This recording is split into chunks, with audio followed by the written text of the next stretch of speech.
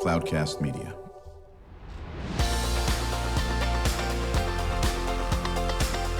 Drew Schlosberg Spotlight on the Community Show, amplifying the voices of social impact organizations, entrepreneurs, local nonprofits, and other community champions who shape the culture, creativity, and connectivity of San Diego. Brought to you by Mission Fed Credit Union, bringing good things to San Diego for over 60 years. Learn more about what is good for you and good for all by visiting www.missionfed.com.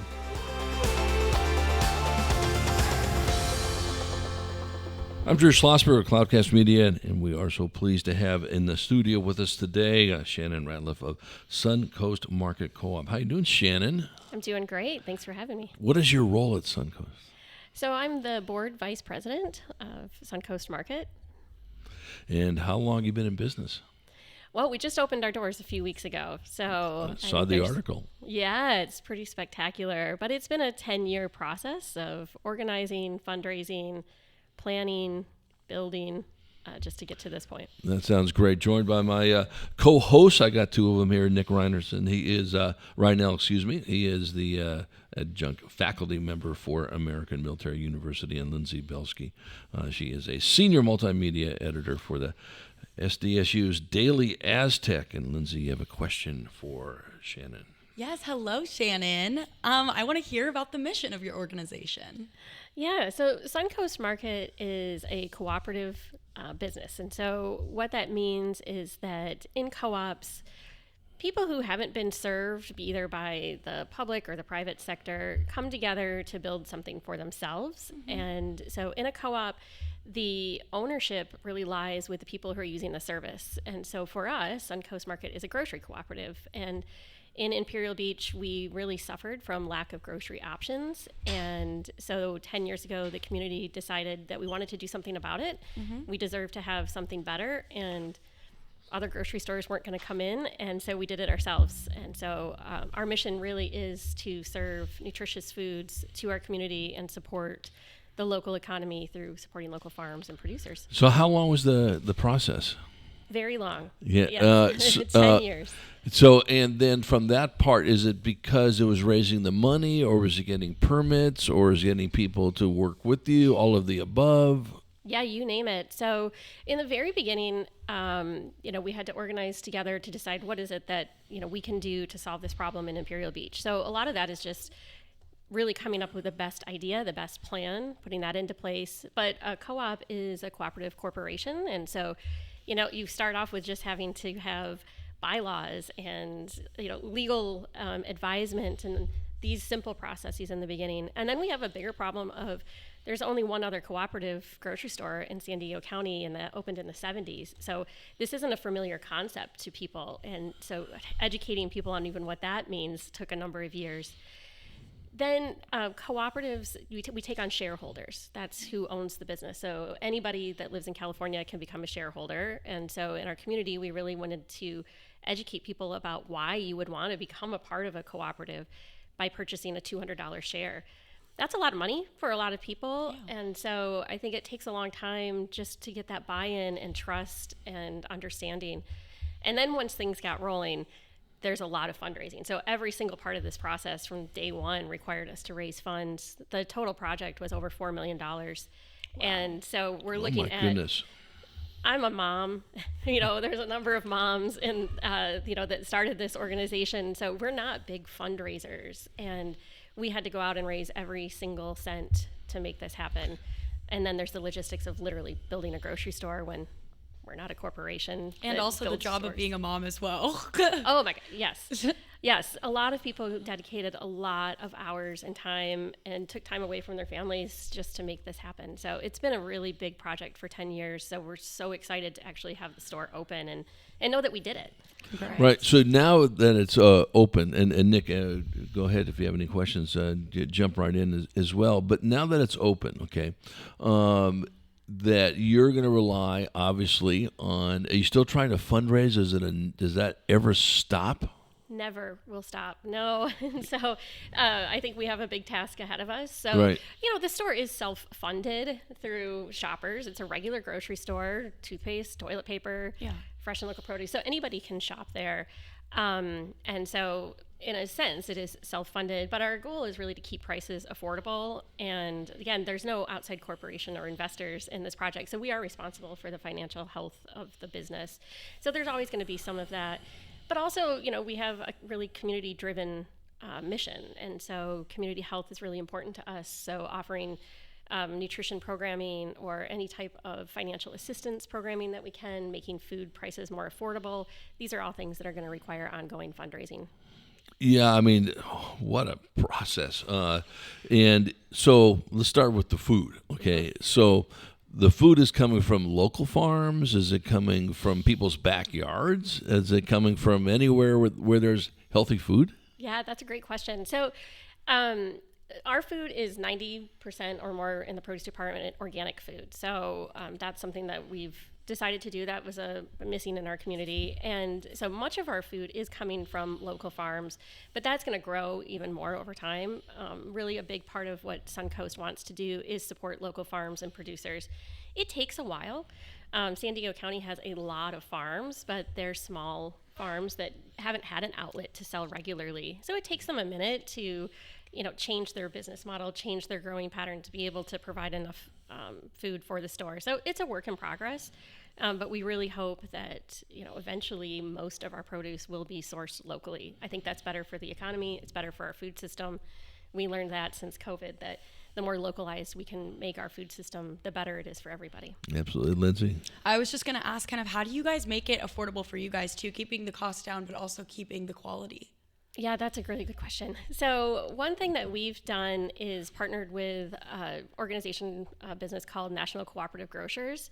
So if you think about a really large corporate grocery store, they're leveraging massive buying power. So they can get their food at lower prices, be able to keep their prices lower. A small grocery store doesn't have that advantage. And so National Cooperative Grocers, what they do is they leverage buying power on behalf of co-ops.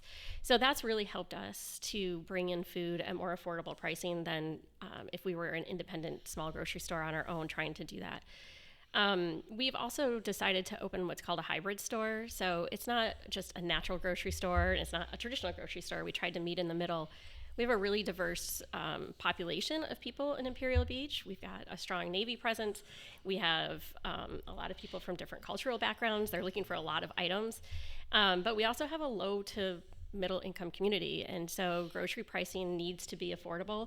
So National Cooperative Grocers has allowed us also to offer what we sort of call good, better, and best options. So we've got traditional products that you'd find at any grocery store. Then we have some more affordable natural organic brands in the middle, and then we have some of the more traditional organic brands you might see in other grocery stores. So we're really trying to address affordability through everything that we offer in the store.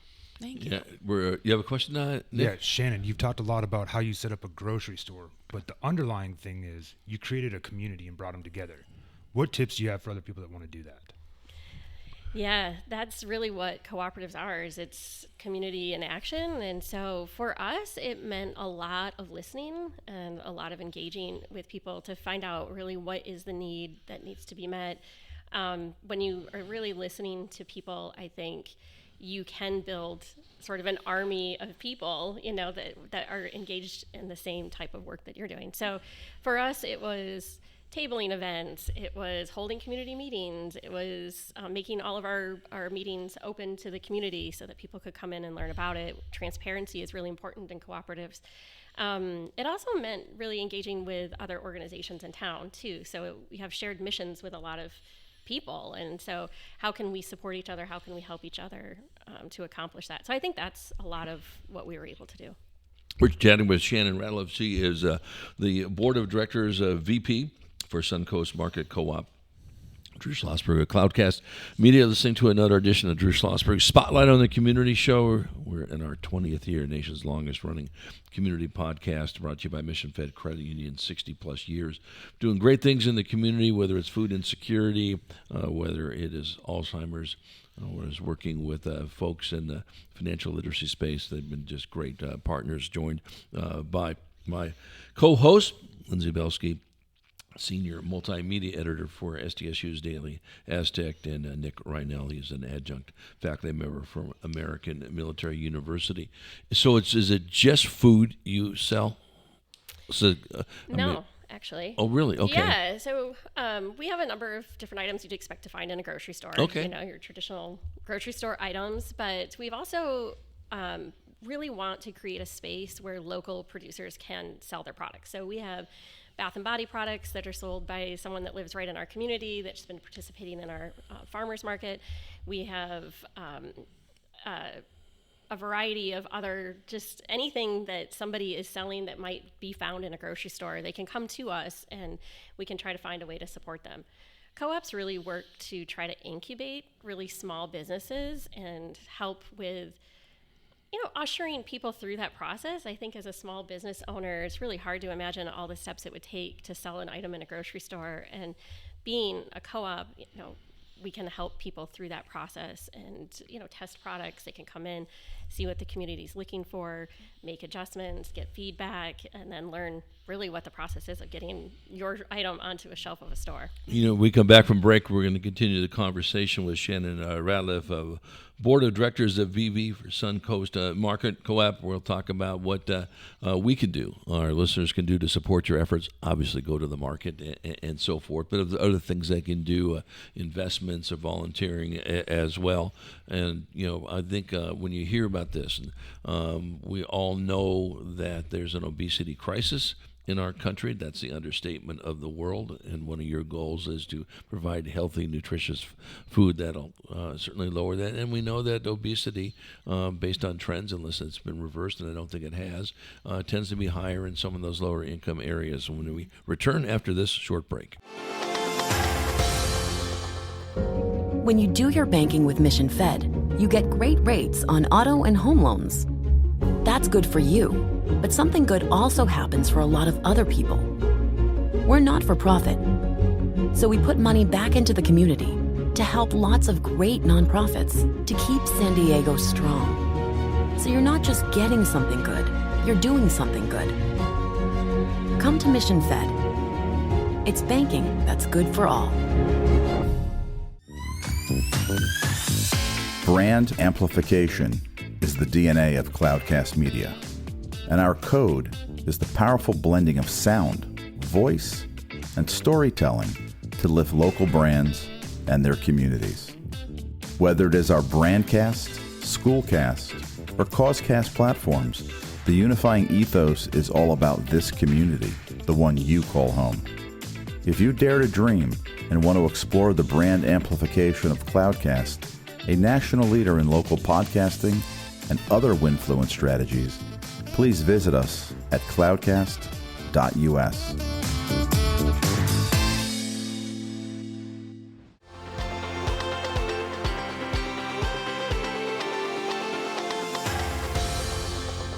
Drew Schlosberg, Cloudcast Media.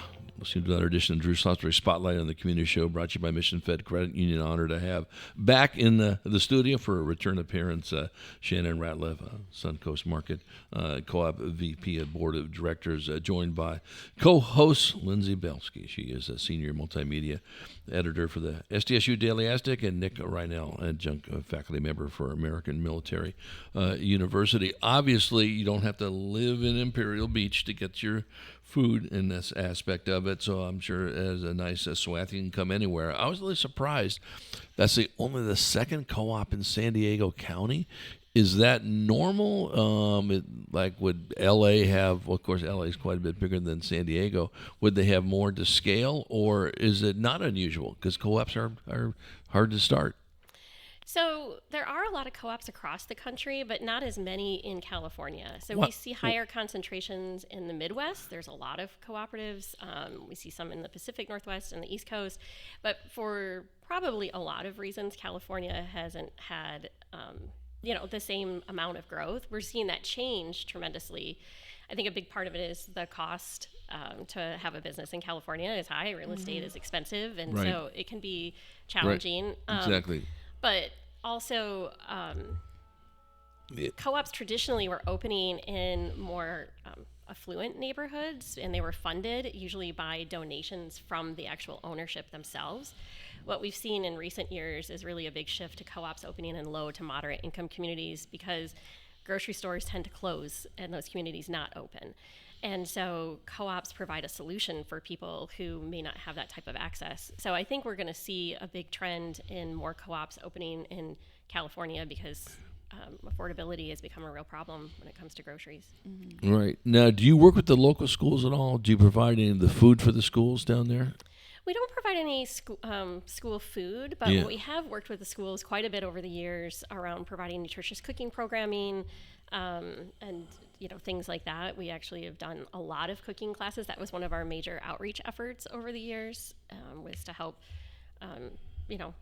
bring healthy food and then teach people how to use it. Right. Now, you talked about their shareholders. Did I hear that correctly? So you sell shares, and so the goal is a certain amount, or is a share set or not set? Yeah, it's a set price. So to become and what we call an owner in the co-op, someone would purchase a $200 share purchase. Through that share purchase, they are a shareholder, just like any other type of shareholder. So if the store was profitable, there is profit sharing in the store. Our goal is not to have high profits. Our goal is actually to make food affordable. But certainly during profitable years, owners can expect to see in-store rebates, so they can get money back that they can use in the store. So it is just a one-time purchase. It's not a membership that you might get somewhere else. It's a literal share purchase. So I think there's really pride in ownership. You have an investment in your store. You have a say. We listen to our owners. We listen to our shoppers. What are they looking for? And we make adjustments. But then also the board of directors is all from our ownership. So owners also can run and vote for the board of directors. Right. And is there, I'm sorry, do you have a question, Lindsay? Okay. So one of the questions I have is that, okay, so now you're doing this, 10 years raising, congratulations. I can't imagine the work that went into doing this aspect. Well, a ton of time, and it doesn't stop in this area, and now you're here, you got to sustain it. Talk about the actual building of the market itself. We've talked about the food, we've talked X, Y, and Z. What went into that? Yeah, that's actually a really interesting story, and I think this is why a lot of co-ops don't succeed, is because this part of the process is really difficult. So finding a landlord that's willing to lease a space, a size of a space that you would need for a grocery store, is very difficult. You can imagine from a landlord's perspective, we're not a corporation. We don't have money even, and so it takes a big leap of faith in order to lease to an organization like this. So for us, we had to have a lot of backing from the city. We were able to secure funding from the city of Imperial Beach, from the county, and these things I think were really helpful in us finding a landlord that would work with us. So that was an 18-month negotiation process, which is a very long time to negotiate on a lease. But again, it's a different process than I think other businesses might have. Once we secured the lease, we also needed to make sure we had funding to build. So we're fundraising all the time. There wasn't anybody that just cut us a $4 million check from the beginning. So it's like each stage required more fundraising. And people are a little averse to giving money to an idea. And so when you don't have anything physical or tangible, it can be really difficult to get people's trust into doing that. So I think through the city's support, the county support, and then we had some private donors that really, latched onto the project and believed in us and saw really what a concerted effort we were making and commitment that we had. They were able to also help us along the way. And so it took a long time. But I didn't know about floor drains in grocery stores or refrigeration units or all the requirements of what it takes to have a commercial kitchen. We have a kitchen in our store, and we make food in-house. All of these things required us to learn. We had consultants, we have a professional general manager, but really the board of directors was hands-on in every single part of this process. So it's impressive. Mm-hmm. My head spins when I think about this from zero to here. And I'm obviously making it sound like it's that simple, which it absolutely is not, from every single aspect. How about transportation? Do you truck food out? Do they, or food gets trucked in, or both ways? Yeah, so we have distributors that will bring in our produce, and we have distributors that bring in different items that we need. We also, again, we partner with a lot of local businesses, so they're bringing in their own products. We, for example, Visitor Coffee Roasters is a local coffee roaster that we worked with for years. They made a Suncoast blend, so they're coming in and delivering. We have another company, Totally Provision. She's making pickles and sauces, and so she's coming in on a regular basis, restocking her own products. And so we see this across all of our small businesses that we're supporting. They're trucking their own food in with their own two hands and making sure the shelves stay stocked. So it's a lot of work. We have a small but mighty staff, and they're doing a fantastic job. It's only been 3 weeks, and so That's crazy. Yeah, Crazy. everybody is really learning. How do you run?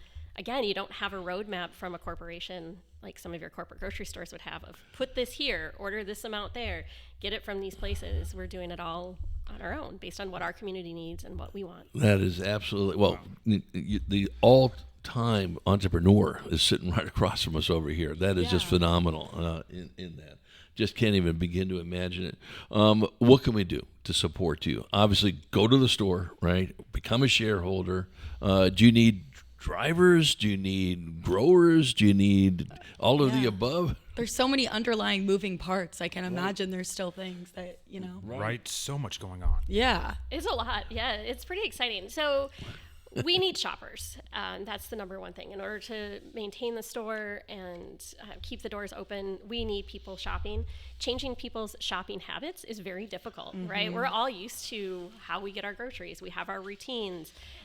So people shifting that to shopping somewhere else is a challenge that we're working through, and we've got to make sure that people are coming to us and they're buying their groceries. So that's the biggest thing.